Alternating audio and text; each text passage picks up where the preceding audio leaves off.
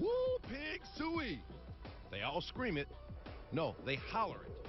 Students and alums, farmers and lawyers, side by side, 70,000 strong. They call on that mean red Razorback to root out another win. All together now. Woo pig suey.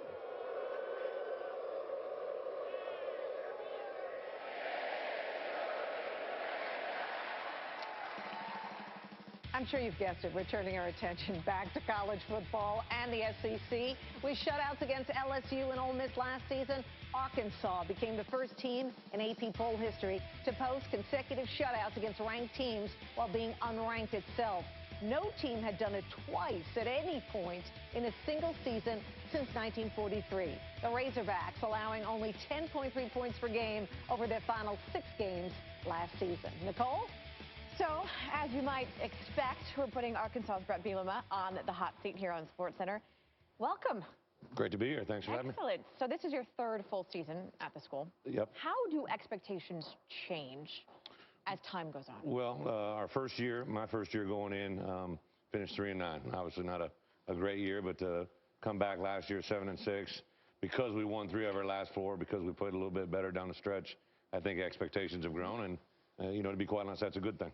So last season, no one really wanted to face you late in the year. You won 3 of 4, including that 31-7 win over Texas, a game that you described, and I'm sure you've heard it by now, and I quote, erotic.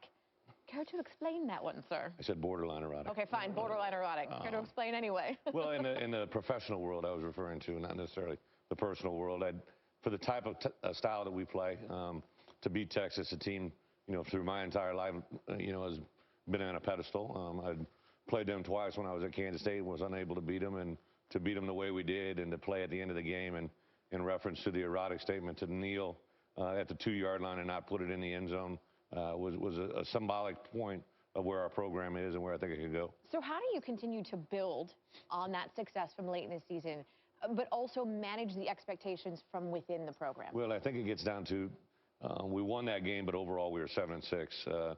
To get to Atlanta, to win the SEC West, that's our ultimate goal. And then the byproduct would be, you know, you have a very good season and you get a chance to talk about the playoffs. But to get our kids to understand that they've put in a lot of really good work, they've arrived. You know, I'm a head coach that really believes in hard work pays off in the end. And we're actually going to a season where we're not going to have 2-a-days. You know, our kids don't even know that yet, but they do now. Put ourselves in a position that physically we're ready. We need to be ready when the games are there, and we play against each other every day in practice. Hopefully we're competing against one of the best offensive and defenses every day, and we want that season to be special. We got to make sure we're fresh when we get there. The schedule is not exactly your friend this year. Arkansas is the only SEC program to play back-to-back conference road games. Not once, but twice. You'll go to Tennessee and then Alabama, then Ole Miss and LSU.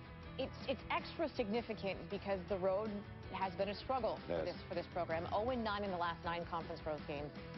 0-7 with you as the head coach. So baby step this with me. How do you just get to 1 road win? Well, we're going to take it with a one-day approach. But last year we learned how to win at home. We beat those 2 games, Ole Miss and LSU. We also won a road game against Texas Tech, and we were knocking on the door against Mississippi State. They're ranked #1 in the country. Let one get away late against Mizzou. So we had to go through some things, some fires that we had to put out. And unfortunately, we didn't win all of them, but I think we learned a lot about ourselves. And we've made a point to our kids, you know, we have an opportunity to go on the road. And the last 5 SEC West champions have been 18-2 on the road. And I think our guys, now they get that. They understand it. And hopefully when we go in that first opportunity, we'll take advantage of it. So you had a number of gems from SEC Media Day. The list is rather long, but we did catch you on this. Listen to this one. I am very excited about our defense. I think they could be a very special group. I've kind of been giving them the tagline, the Bad News Bears. For those that have that vintage that remember that movie, they're a bunch of guys that nobody really had a strong game, but played well together, and I think that's what our defense is. We got a bunch of no-name guys that I think could be very successful together, and excited to see them work. My dad coached my softball team when I was little, and we had a team that he referred to as the Bad News Bears. They spent time out in the outfield picking flowers during games. It's not exactly the connotation that goes with a good defensive unit. So what do you get out of calling your team that? You know, last year we had a linebacker named Martrell Spate, who before the year started, no one knew who he was. At the end of the year, he led the SEC in tackles. He's one of the best performing linebackers in all of college football because he bought into what we're doing and how we play the game. And my reference there was being kind of like the Bad News Bears movie. There weren't a lot of all-stars on there. Right. There were a lot of guys that played well together, had a lot of fun doing it. I'm not going to say we're going to copy the movie every doubt of the way, but I do think our guys take a lot of pride in how they play together and that no one really cares about the recognition that they get. Coach Bielema, thanks so much. He didn't bring the bling with his shoes. No. He brought the bling with the ring this time. By the way, Arkansas opens up September 5th against Utah. Thank you.